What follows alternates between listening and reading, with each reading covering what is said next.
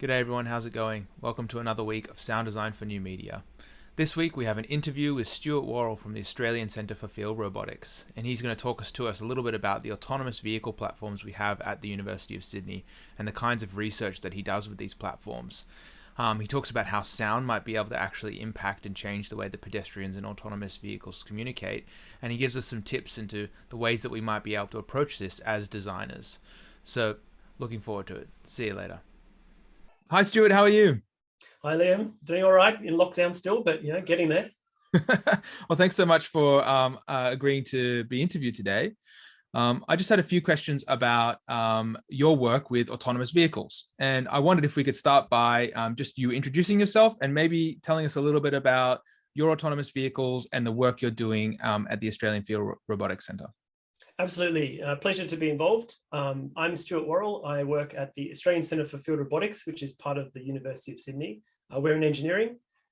We do autonomous vehicles. So my group is intelligent transportation systems. So our real goal is to try to look to the future of mobility. Like, what is mobility going to look like in the future? And it's pretty clear that there's going to be some level of automation to that process. And so that's why a lot of our work is trying to focus on how vehicles can be automated, what technology is required to make it happen, and also what is the impact of that in terms of how we might interact with people in the environment that we have to work in.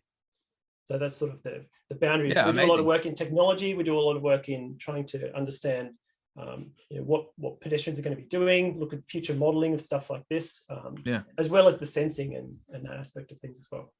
And so some of the vehicles we've been looking at that you guys have and do experiments with are these buggies that we see driving around campus. Could you tell us maybe a little bit more about these buggies? What are they and what can they do? Yes, so we have three vehicles. Two of them are small electric vehicles, which look like buggies. They're buggy size, but they're actually really quite nice platforms. And they fit with an array of sensors, which allow us to automate them. So you may have seen, well, when we're on campus, you may see these things driving around. We've been doing a lot of experiments around the main quad and on Eastern Avenue, where we're trying to get them to navigate and basically to do the whole automation process, to sense the environment, understand their surroundings, make decisions about where to drive and what to move. We do have another vehicle platform, which is an actual car, which we are in the process of putting even more sensors on. And this is something that we're going to be working on into the future about moving on to sort of different types of roads and things like that. Awesome. In that case, what's the big challenge that you guys are trying to solve for and work towards? What's the greatest challenge you think there is for example, pedestrian AV comprehensibility or negotiation? Yeah, no, that's a good question. I think the main problem that we see is the main challenge is the future is to try and predict what is going to happen.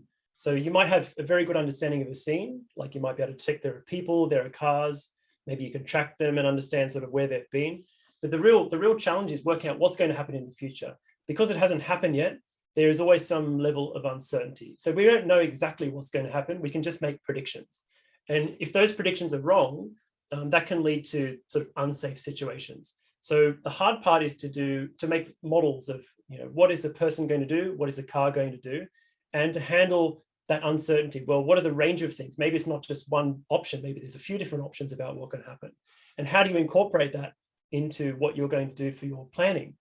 And then the other thing that comes on top of that, so another layer beyond that, is what the decisions that we make and how that might actually influence what the person is going to do.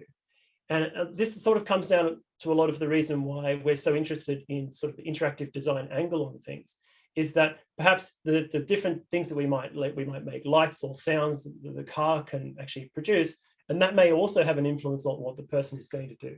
So there's all these things sort of wrapped together into this whole idea that we want to be able to understand the future, given what we understand about the current, and we need to use like sort of prediction models to be able to do that. And there are lots of different layers to that.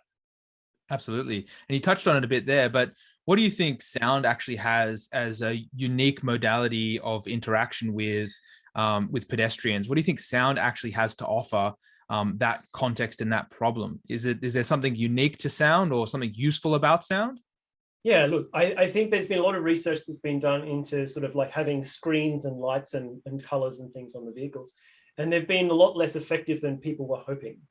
And I think one of the key reasons is because there's these two different sort of strategies. There's the explicit one where you might try to show a sign that says what the car is going to do, or use some light pattern flashing to do. And then there's more the one that people are familiar with. So the sounds that would normally be made by a car. So it might match better with the model the mental model that they have about a scenario. Like the revving of an engine might mean that the car's about to start moving, for example. And there's a whole bunch of different sounds that we just sort of naturally interpret because it's what we're familiar with. And I think one of the main uses about sound is that it's sort of already sitting there. A person walking along the road can hear a sound and sort of get a feeling, okay, there's a car coming from the side, or what is the car doing? And you can even get some feeling of that, even if you don't see it on the top of your head. Maybe it's something that happens sort of in the background. And I think that's why sound is probably one of the more effective means, because it can come from anywhere. You don't actually have to be looking at the car to see a light pattern or a screen or something. It can come from anywhere, and we can use that to the spatial aspect of things to try to better understand what's happening around us. Yeah, that's a really good point. There's lots of features of sound that actually make it different to lights in that way, and the spatialization feature is absolutely amazing. Well, thanks so much, Stuart, for taking time to talk to us and our class Sound Design for New Media. We're looking forward to showing you guys some of the designs that we come up with, some of the sound-based designs for these vehicles. And thanks so much. It's been a pleasure, and I'm really looking forward to seeing what you guys can do.